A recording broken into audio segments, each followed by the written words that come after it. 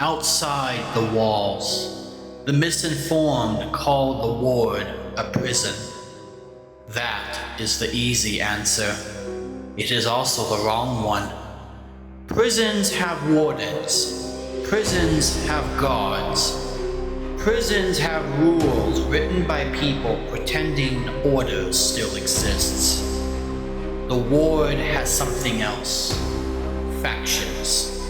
Empires built from hunger, fire, silence, information, and fear. Inside the ward, survival does not depend on what is legal. It depends on who controls the street you're standing on, and whether they have already decided what you are worth. This is the Ward Dispatch.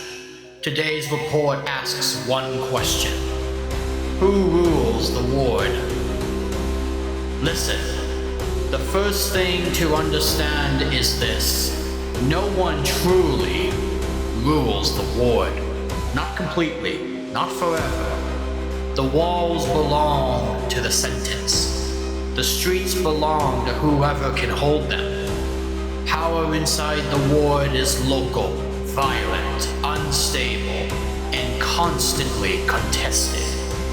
A building can change hands overnight. A district can burn before sunrise. A market can vanish before anyone admits it ever existed. The ward does not operate like a country. It operates like a wound that never closes or heals. Every faction claims control, and equally every faction lies. Some rule through soldiers, some rule through fear, some rule through money, some rule through the hunger, and some rule through the silence. And then there are those who do not need to rule at all. They only need everyone else to know what happens when they are ignored. To understand the ward, you have to understand the powers fighting inside it. Not only what they do, but what they believe. Because belief is what keeps people moving when everything else has already collapsed. Talon's legion, Rome, did not appear because the ward needed hope. The legion appeared because the ward needed order. Or at least, that is what Rome tells itself. Where others saw collapse, the legion saw opportunity. Where others saw streets full of desperate people, the legion saw citizens, soldiers, prisoners, servants, and their enemies. Rome and the legion are not just a faction. They are a system, building walls within walls, creating ranks, marching in formation as they did in the days of old. They give titles to violence and call obedience mercy. Inside the ward, that matters, because chaos exhausts people. Fear makes people hungry for structure. Rome understands this better than anyone. It does not need to always convince people that it is good.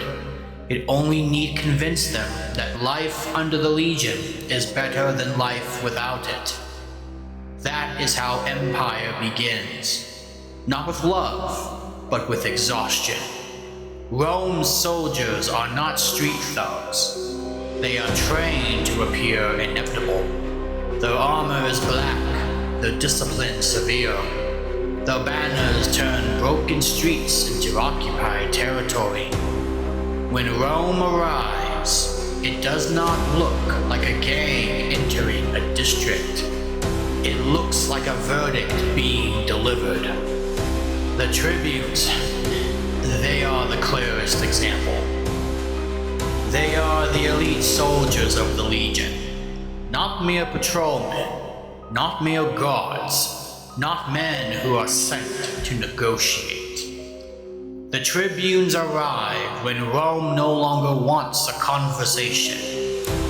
Where they march, riots collapse, rebellion ends.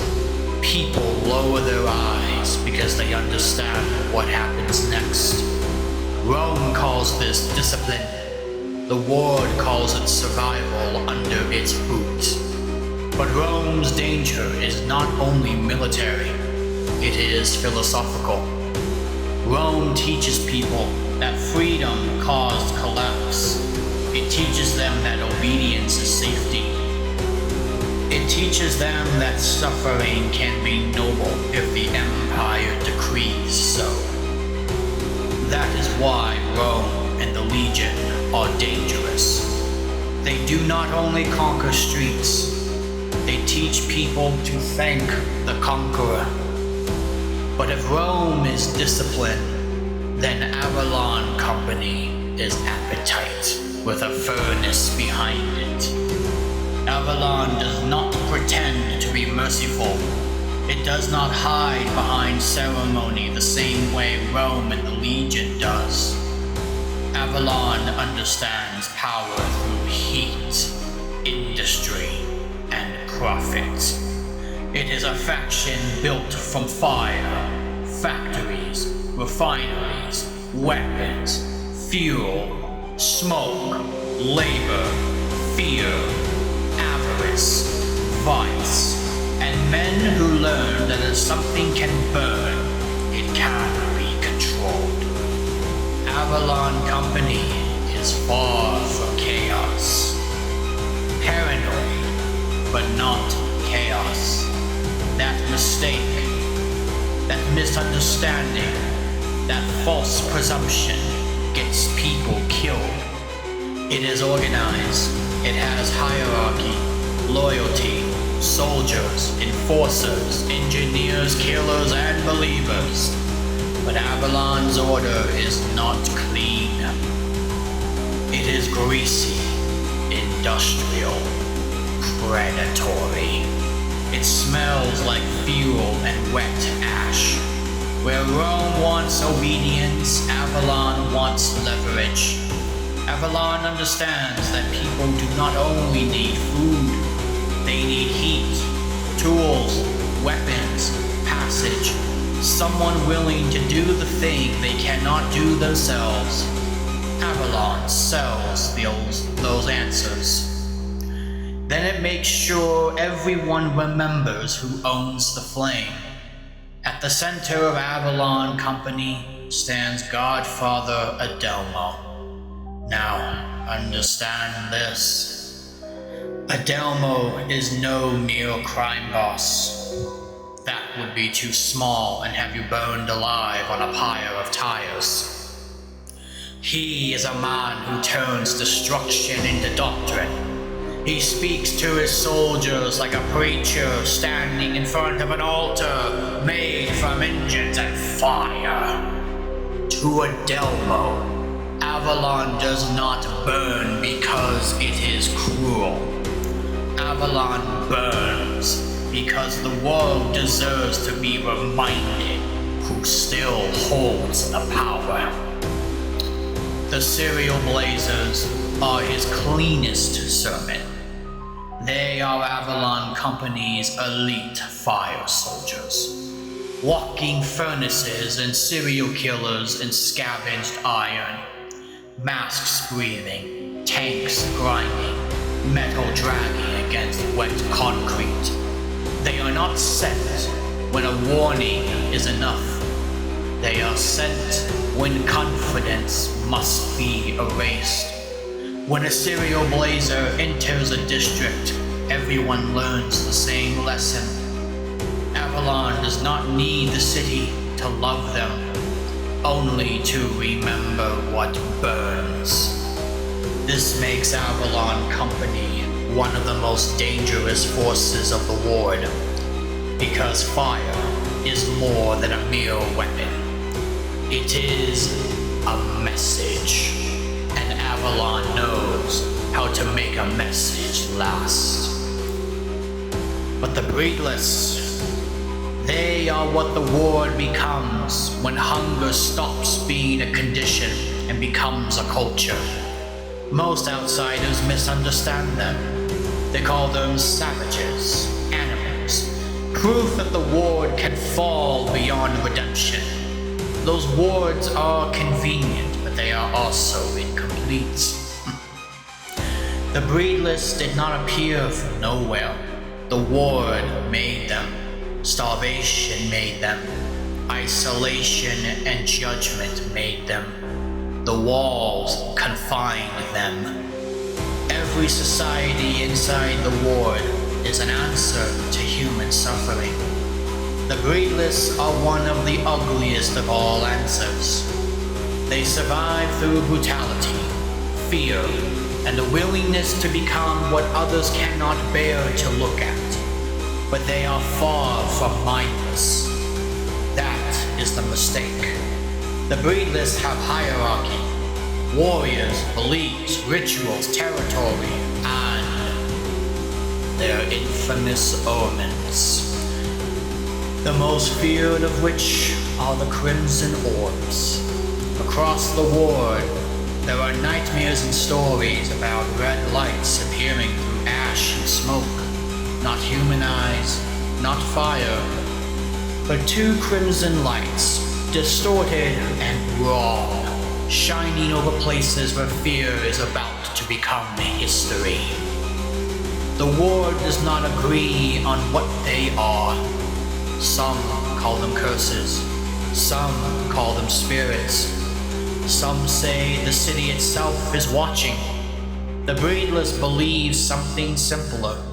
When the Crimson Orbs appear, victory is already decided. That belief can change any battlefield.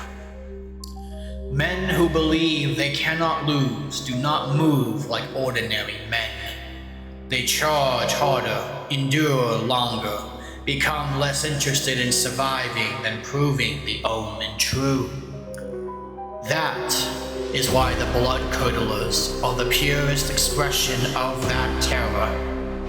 They are the silent elite of the Breedless. They do not shout, they do not scream, they do not make a sound. Not when they strike, not when they are wounded, not even when death itself is close.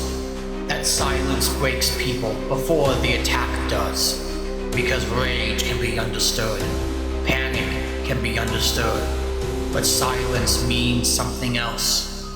It means the thing coming for you has already made peace with what it is. Among the Breedless, hunger is not merely emptiness. It is identity, memory, punishment. Proof that the old world lied when it promised people would remain human if civilization fell. The Breedless do not rule the ward. They haunt it.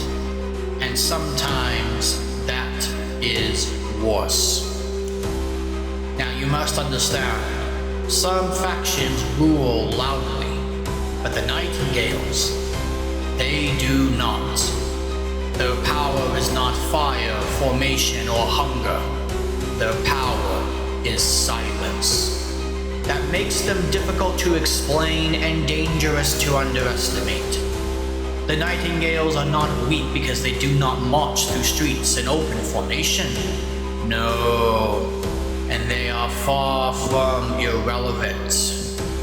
Because in the ward, silence can be a weapon sharper than steel.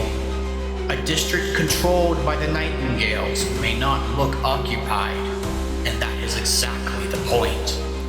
People still walk, markets still whisper, doors still open, but conversations shift when their name enters the air. Voices lower, faces turn away, questions die early. That is how you know their power is present.